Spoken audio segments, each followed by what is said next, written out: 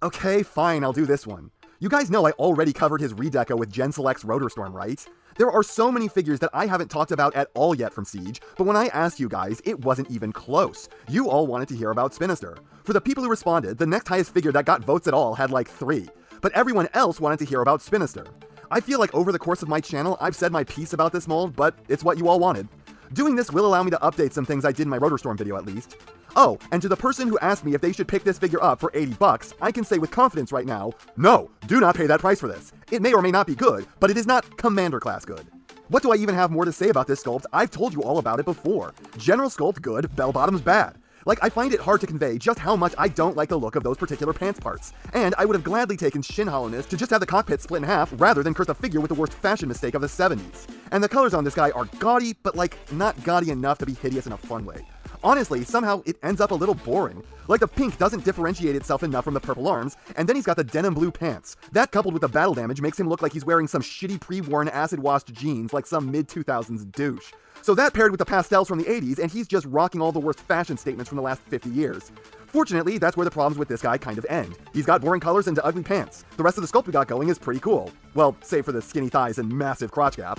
So I guess add 2008 skinny jeans to his list of crimes against fashion. But this guy otherwise cuts a pretty imposing posture. He's just heroically hench, and now I'm sounding like Hugh. But there is just something so strong about his build. His arms aren't the thickest, his torso not the most built, his chest not so barreled, but he does look like a bruiser. Helps that this is not what one would call a modern deluxe scale. Hell, this thing is taller than some recent Voyager figures, really helping with his menacing presence.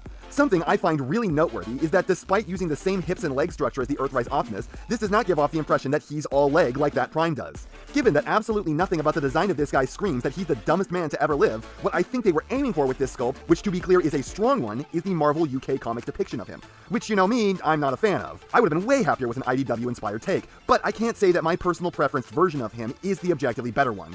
Though I really want to say that. I mean, come on, look at him, he's so damn cool. Also, he's got the better color layout too. I'm not saying that this isn't cool, except for the bell bottoms, I'm just saying that it could have been even cooler. Yes, I am looking a gift horse in the mouth, what of it? I will say one thing about this is that while I do think the V-shaped rotors on his back are a cool idea, the integration of the idea is lacking, and this feature is one that I've come to hate over time. It just makes him taller so he fits fewer places. I find that it causes me to knock over other figures in my display almost every time I've ever touched him, and the mechanism doesn't hold as well as it should, so it constantly shifts over to the side when bumped, like, say, when I set him down in my display. So I have to pick him back up and fix that, then set it back down so I can bump it again so I can have the privilege of picking him back up and stabbing both his rotors through my eyes and into my brain so I can escape this endless cycle of stupid frustrations. Seriously, all this needed was a deeper groove and notch, and it would have still had the other problems, but at least it wouldn't have been frustrating to handle anymore. And considering this is the part that wound up behind his head, it would have been nice of Hasbro to fill the gap in the underside of his tail rotor. Also, that diagonal support strut drives my OCD insane.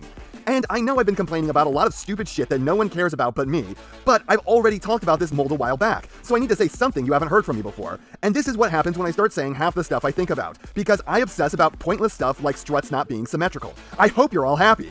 All that is to say that this robot mode looks really cool, but I'm a psychopath. Though, I cannot say the same for his head. I know it's based on the Marvel comic, which in turn was based directly on the original toy, but it's just boring. The best part about it is the teal faceplate. Otherwise, it's just too almond-shaped and unnaturally black. It soaks up its own detail. I know some people like this head for the simple fact that most cons have red eyes, so this having yellow ones is a breath of fresh air to them. Which I can understand that reaction, but the helmet is just so boring, and I'm gonna say it, Few is just projecting when he says that this head gives off dangerous dipshit energy.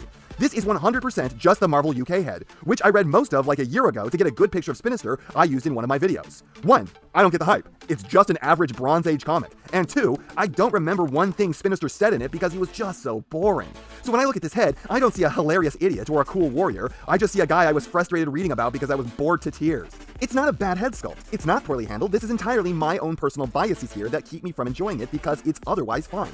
Though they did need to lighten up the black plastic so the details on it could stand out more. That's the only objective criticism I have for the head. And the overall look of the figure is good. The worst thing about it in general, that's not the bell bottoms, is the color layout. It just doesn't hurt my eyes enough. It ends up kind of drab despite being so gaudy, but otherwise the sculpt and the proportions are great. It has a real presence, the paint is well done. I just think that his retool handled most of this a lot better and leaves more of an impression. The accessories he comes with are okay. He's got the same guns I showed you with the Rotorstorm, but once again, these are worse than his. Just being cast in flat plastic colors with no paint, making these look kind of boring. They can combine in a few ways and attach to his forearms or his hands, but the way the peg is set up never makes either of those feel truly secure. So yeah, they're fine, but I've seen these parts be done way better.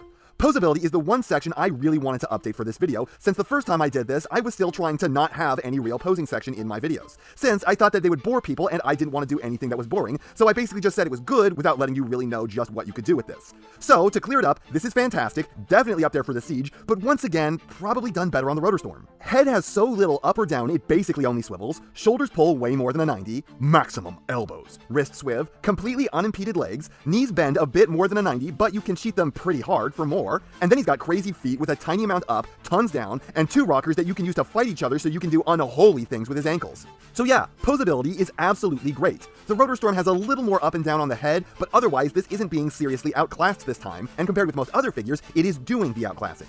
Transformation has some great points and some real bad ones. The way the backpack works is awesome and fun, a very unique way to handle that bit of the transformation.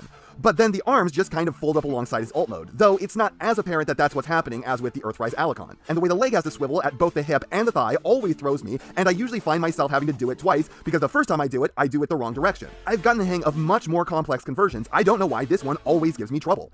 And the end result is an Apache helicopter. Not just an attack helicopter, but specifically an Apache.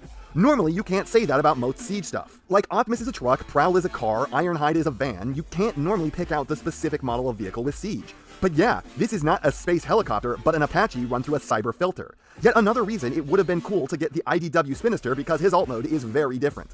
I guess they did this because, like with everything else on this figure, they wanted it to be as close as possible to the original design for him, which was just an unstylized Apache. It's a cool helicopter, I'm not trying to argue otherwise, I'm just saying that it's odd that you can pick out exactly what this guy is turning into. He's got a few changes, like the pylons the guns are mounted to are much heavier duty than they are on the original helicopter, and the fact that he has an entire second cockpit attached backwards and upside down is strange. You'd normally think it's a gunner's position, but he only has forward-facing guns. Instead, what this is some kind of strange glass landing gear, because you can see that it's what he rests on, not the forward wheel at all, which should have been replaced with some kind of machine gun. As a result, I hate leaving this in this mode because I don't want to scuff up the paint or the plastic on the other leg. Both rotors spin great, and just barely, and I mean barely, touch.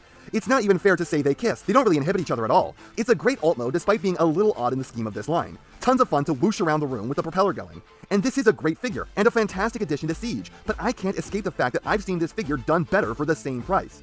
It's very rare to see a repaint outclass the original figure, especially so much. But Rotorstorm was done with more different colors of plastic for an amazing color breakup in the materials alone, and then he got a ton more paint. Like, he might be the most painted figure to come out of Siege, and it just took his breakup to the next level. The result is that Rotorstorm sticks out like a sore thumb in every way that he needed to. This should have been an assault on the eyes and an affront to good taste, and it's just a little too dull looking. The mold is great, the Poseability is fantastic, the sculpt is as good as you could ask for, it's faithful to what I'm sure a lot of people wanted, even if it doesn't appeal to me, it's big and it's worth the money they were charging for it. Hell, if you pick this up for, say, Voyager price, I don't think you'll be mad about it. But start getting beyond that and it's no longer worth it. I can say that objectively, this is a great figure that you will enjoy. I can say that subjectively, it's a great figure that I enjoy. It's just that the look doesn't quite do it for me. And I think that too many reviewers like to do this thing where they talk about a figure so positively that it gives people the impression they will love it whatever price they get it for. But no, this is price dependent. Do not overpay for this. It's good, but it's not $35 or more good. But if you can get it for under that, you won't be disappointed. And that's not half what I have to say, but it's enough what I have to say. And I know, you know, what everyone else tells you to do at the end of these videos. So, if you liked what you saw here, please do that. And if you'd like to take it a step further, then please, share this video with any friend you think may be interested. I hope you all enjoyed listening to me waste your time.